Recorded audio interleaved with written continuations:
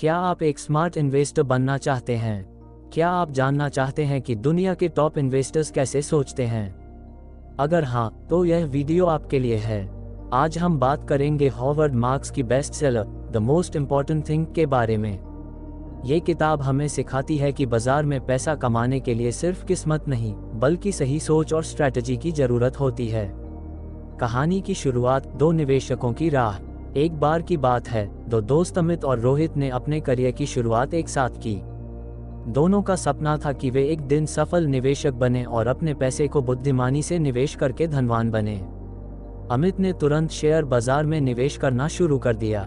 उसने सुनी सुनाई बातों पर विश्वास किया और जहां भी तेजी दिखी वहां पैसे लगा दिए। उसे लगा कि जल्दी पैसा बनाने का यही सबसे अच्छा तरीका है।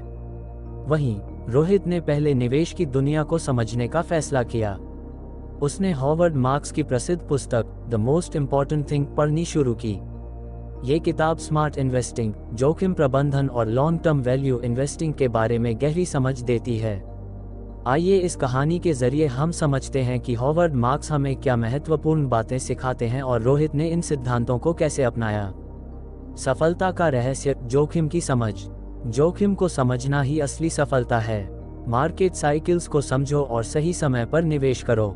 मार्केट साइकिल्स का मतलब है कि शेयर बाजार में हमेशा उतार चढ़ाव, अप्स एंड डाउन्स आते रहते हैं। बाजार कभी तेजी बुल मार्केट में होता है तो कभी मंदी बेयर मार्केट में। जो निवेशक इस चक्र को समझ लेते हैं वे सही समय पर खरीदते और बेचते हैं, जिससे वे ज्यादा मुनाफा कमा सकते हैं। अब हम इसे विस्तार से समझेंगे। मार्केट साइकिल के चार मुख्य चरण, phases of market cycle. Expansion, तेजी की शुरुआत। इस समय अर्थव्यवस्था मजबूत होती है, कंपनियां ज्यादा मुनाफा कमा रही होती हैं, इसलिए उनके शेयर की कीमतें बढ़ने लगती हैं। निवेशक आशावादी ऑप्टिमिस्टिक होते हैं और ज्यादा निवेश करने लगते हैं। बाजार में जोखिम कम और रिटर्न अच्छा होता है। ब्याज दरें कम होती हैं, जिससे लोन लेना और निवेश करना आसान होता है। क्या करना चाहिए? इस समय अच्छी क्वालिटी वाली कंपनियों में निवेश करें, क्योंकि उनकी कीमतें अभी भी ठीक ठाक होती हैं। लॉन्ग टर्म के लिए अंडरवैल्यूड स्टॉक्स खरीदें। पीक बाजार अपने उच्चतम स्तर पर, अब स्टॉक्स बहुत महंगे हो जाते हैं। सभी निवेशक शेयर खरीद रहे होते हैं और मीडिया में भी बाजार में जबरदस्त तेजी की खबरें आती हैं। लालच, ग्रीड बढ़ जाता है और लोग बिना रिसर्च किए भी पैसा लगाने लगते हैं। लेकिन इस समय जोखिम सबसे ज्यादा होता है, क्योंकि कीमतें बहुत ज्यादा बढ़ चुकी होती हैं। फाइनेंशियल एक्सपर्ट्स कहते हैं कि अब बाजार ओवरवैल्यूड हो चुका है। क्या करना चाहिए? इस समय अत्यधिक महंगे शेयरों को बेचना प्रॉफिट बुकिंग सही रहता है। लालच में आकर ओवरप्राइस्ड स्टॉक्स मत खरीदो। अपना कैश रिजर्व बना कर रखें, ताकि मंदी रिसेशन के समय अच्छे शेयर सस्ते में खरीद सकें।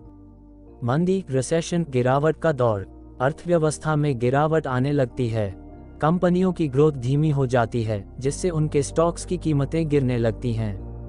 निवेशक डर, फियर के कारण अपने शेयर बेचने लगते हैं, जिससे बाजार और गिर जाता है। मीडिया में शेयर बाजार क्रैश जैसी खबरें आने लगती हैं। लेकिन यही सबसे बड़ा अवसर होता है, क्योंकि अच्छे स्टॉक्स भी सस्ते हो जाते हैं। क्या करना चाहिए? घबराने की बजाय अच्छी कंपनियों के सस्ते हुए स्टॉक्स खरीदें। मजबूत फंडामेंटल वाली कंपनियों को कम कीमत पर खरीदने का ये सबसे अच्छा मौका होता है। धैर्य बनाए रखें और लॉन्ग टर्म सोचें। रिकवरी, बाजार दोबारा ऊपर जाने लगता है। अब बाजार फिर से ऊपर उठने लगता है।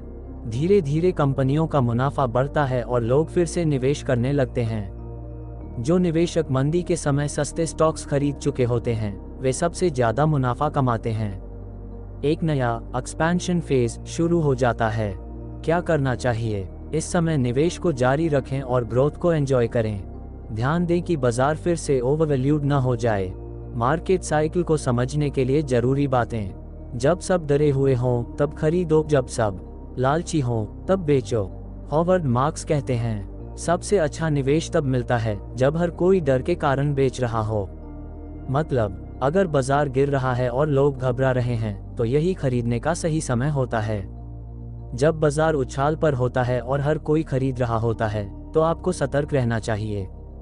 एग्जाम्पल, 2008 की आर्थिक मंदी में लोग डर के कारण शेयर बेच रहे थे, लेकिन जो निवेशक समझदारी से अच्छी कंपनियों में निवेश कर गए, वे अगले 10 सालों में करोड़पति बन गए। भीड़ का अनुसरण मत करो, खुद सोचो। आम निवेशक वही करते हैं जो भीड़ कर रही होती है, लेकिन अगर आप मार्केट साइकिल को समझकर काम करेंगे तो आपको बेहतर रिटर्न मिलेगा।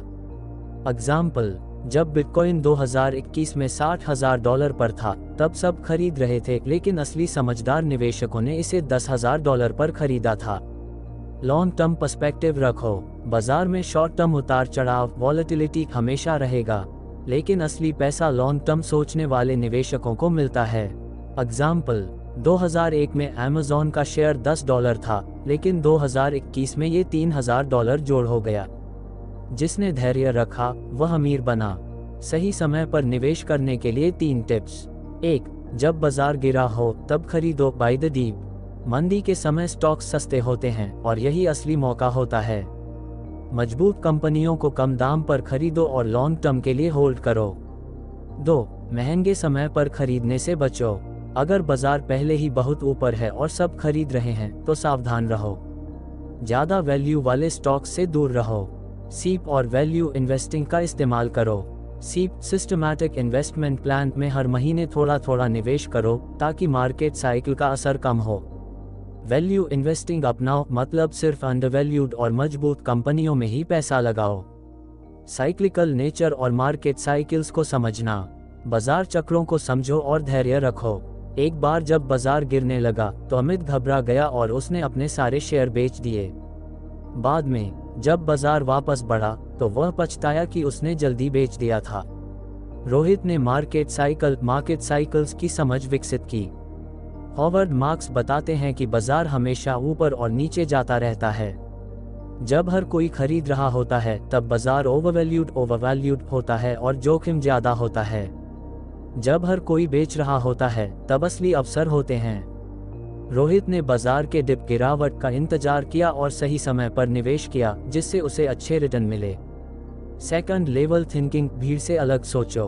अलग सोचने की ताकत। अमित हमेशा उन शेयरों में निवेश करता था जिनकी चर्चा न्यूज चैनलों और सोशल मीडिया पर होती थी, लेकिन उसे कभी असली सफलता नहीं मिली। रोहित ने हॉवर्ड मार्क्स की सेकंड लेवल थिंकिंग, दूसरे स्तर की सोच को अपनाया। आम निवेशक सोचते हैं ये स्टॉक अच्छा है इसलिए खरीदो। सेकंड लेवल इन्वेस्टर सोचते हैं हर कोई इसे खरीद रहा है, क्या ये पहले से ज्यादा महंगा हो चुका है। इस सोच के कारण रोहित ने सस्ते और अंडरवैल्यूड स्टॉक्स में निवेश किया, जिससे उसे ज्यादा मुनाफा हुआ। धैर्य और अनुशासन असली खेल का राज। लॉन्ग टर्म इन्वेस्टिंग का जादू। अमित ने जल्द पैसा कमाने की कोशिश में कई गलत फैसले लिए, जिससे उसे नुकसान हुआ, जबकि रोहित ने हॉवर्ड मार्क्स के इस मंत्र को अपनाया। निवेश शॉर्ट टर्म गेम नहीं है, यह एक लॉन्ग टर्म खेल है। जल्दी पैसा कमाने की बजाय धीमे और स्थिर ग्रोथ पर ध्यान दो। अनुशासन और धैर्य से निवेश करो, भले ही बाजार गिर रहा हो। कुछ सालों बाद रोहित का पोर्टफोलियो तेजी से बढ़ने लगा, जबकि अमित अब भी नुकसान झेल रहा था। असली समझ, जोखिम और अवसर में फर्क। जोखिम उठाना और जोखिम को समझना दो अलग बातें हैं।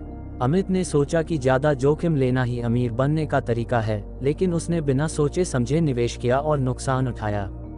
रोहित ने हॉवर्ड मार्क्स से सीखा कि स्मार्ट इन्वेस्टमेंट वही है जहां कम जोखिम में ज्यादा फायदा मिले।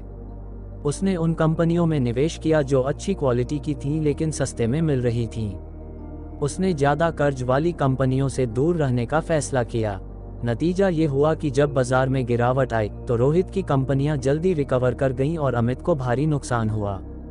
नतीजा, कौन बना सफल निवेशक? 10 साल बाद अमित और रोहित अपने निवेश के परिणाम देख रहे थे। अमित ने उतार चढ़ाव के कारण ज्यादा पैसे नहीं बनाए और असफल रहा। रोहित ने हॉवर्ड मार्क्स की सीखों को अपनाया, लॉन्ग टर्म इन्वेस्टिंग की और धैर्य रखा। आज वह एक सफल निवेशक बन चुका था। निष्कर्ष, द मोस्ट इम्पॉर्टेंट थिंग से हमें क्या सीखने को मिलता है? 1. जोखिम को समझो, न कि सिर्फ ऊंचे रिटर्न के पीछे भागो।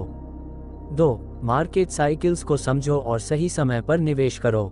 3. भीड़ से अलग सोचो, जो सभी कर रहे हैं जरूरी नहीं कि वह सही हो। 4. धैर्य और अनुशासन से लॉन्ग टर्म इन्वेस्टिंग करो। 5. जोखिम उठाना और स्मार्ट रिस्क लेना दोनों अलग बातें हैं। अगर आप भी सफल निवेशक बनना चाहते हैं तो द मोस्ट इम्पॉर्टेंट थिंग कि इन सीखों को अपनाएं और समझदारी से निवेश कीजिए। स्मार्ट इन्वेस्टिंग ही असली अमीरी का रहस्य है। तो दोस्तों, अगर आपको यह वीडियो पसंद आया हो तो इसे लाइक और शेयर करें और हमारे चैनल को सब्सक्राइब करना न भूलें। अगले वीडियो में हम और भी करियर टिप्स और किताबों के बारे में बात करेंगे। धन्यवाद।